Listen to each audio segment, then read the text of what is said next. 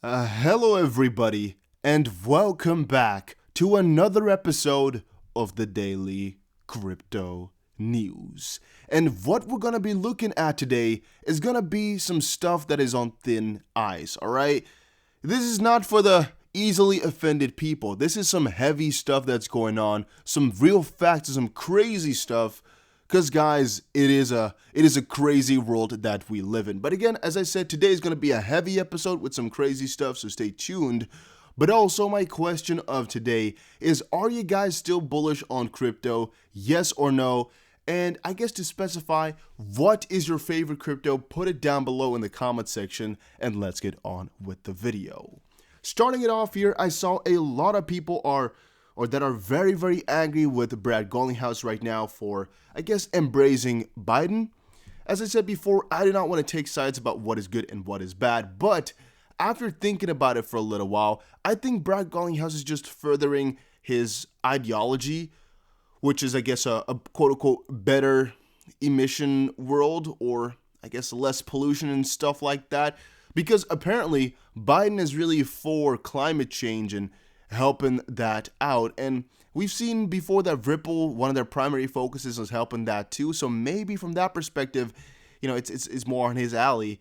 And another one is, there's a lot of guys over on Twitter that have now, I guess, turned their heads against XRP or Ripple members because they have differing political views. But I don't know if you can really, judge people for that. There's always going to be people on both sides. It's almost always going to be at least a 60-40 split. So either you're going to hate, half of the people, or you're going to have to kind of put your differences aside.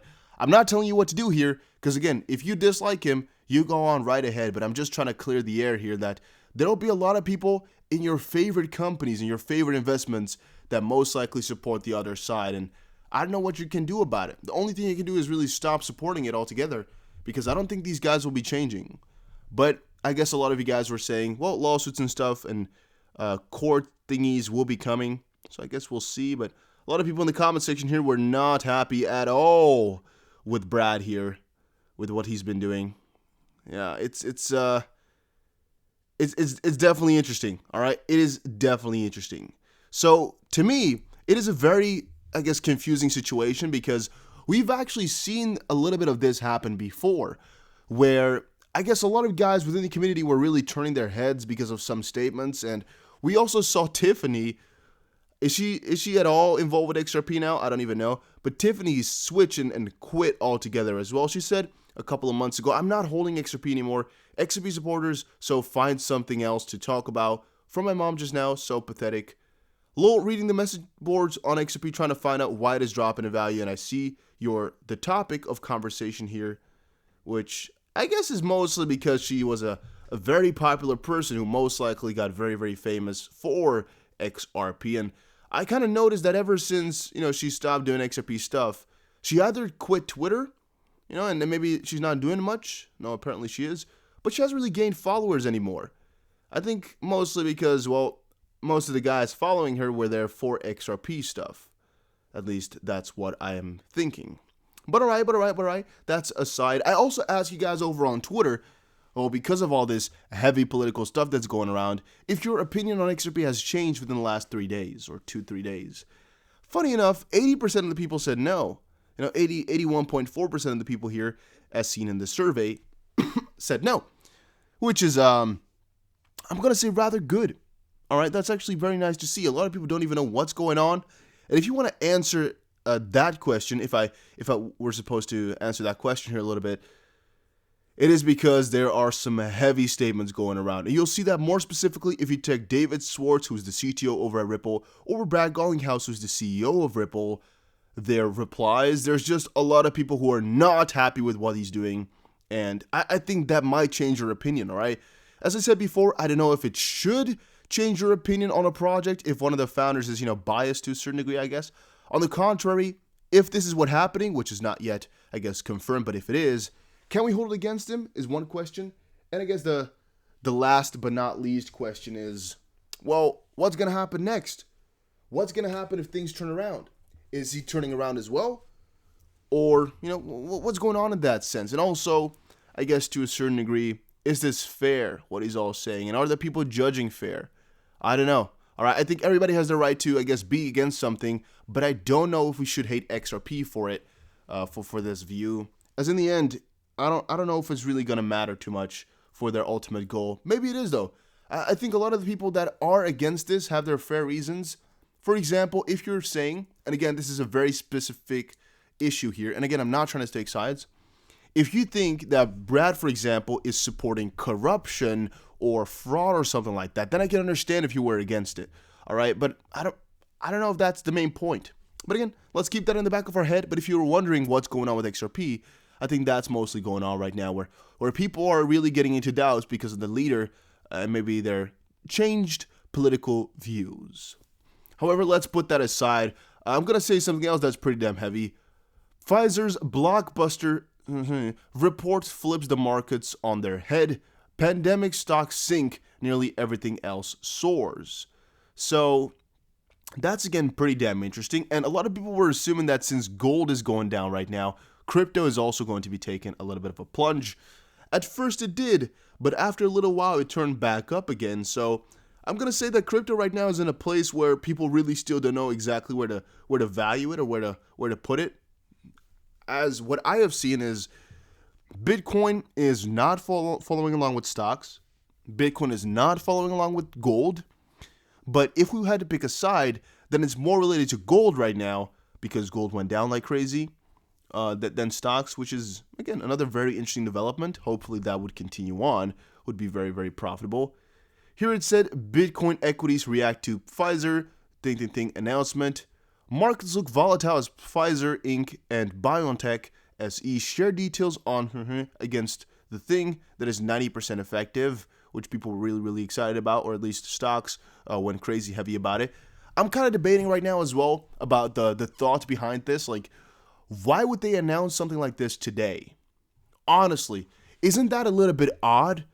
Like, we were talking about possibly a very, very big crash, but it could be that they tried to negate that big crash by announcing something like this, even though it might have been known for a longer while, but they waited because they knew that this was going to be the right time.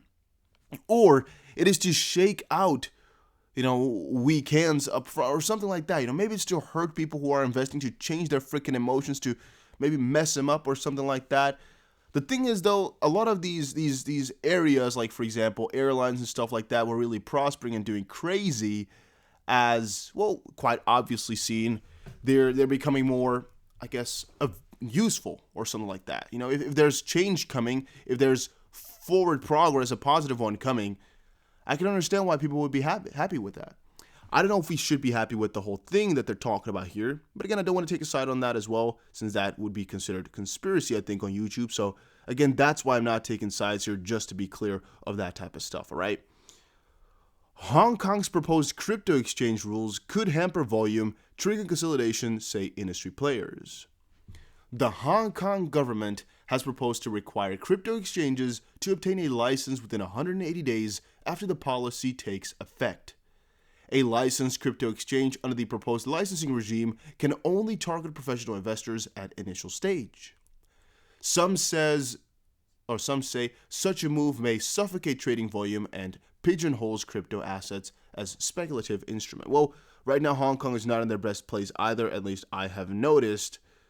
You have to pay to read this? $25 a month for some news? It's quite a lot. All right, I find. Damn. For only some news on the website, $25 a month? That's interesting. But yeah, I think it's a very interesting thing to think about as well. Let's move on, though, because I got more stuff to talk about here. Bitcoin's $600 pump and dump as thingies shows 90% success in trials. I'm not trying to read this out because I think YouTube does not like that either. I don't know, since this is such a big development that's positive. Maybe they do like it, but maybe they don't, and I don't want to take that risk, It's already kind of scary showing it in the screen.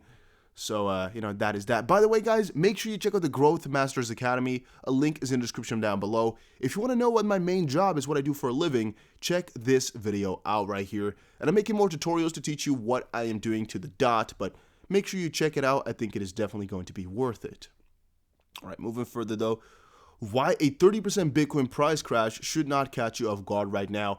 That is basically because if you take a look at the price, all right, like we can see exactly right here, we reject it so we could fall back to support. However, if we check different time frames, which we're going to be doing in a later video, it is quite obvious to see that every time it tests and fails, it falls back down a little bit, all right?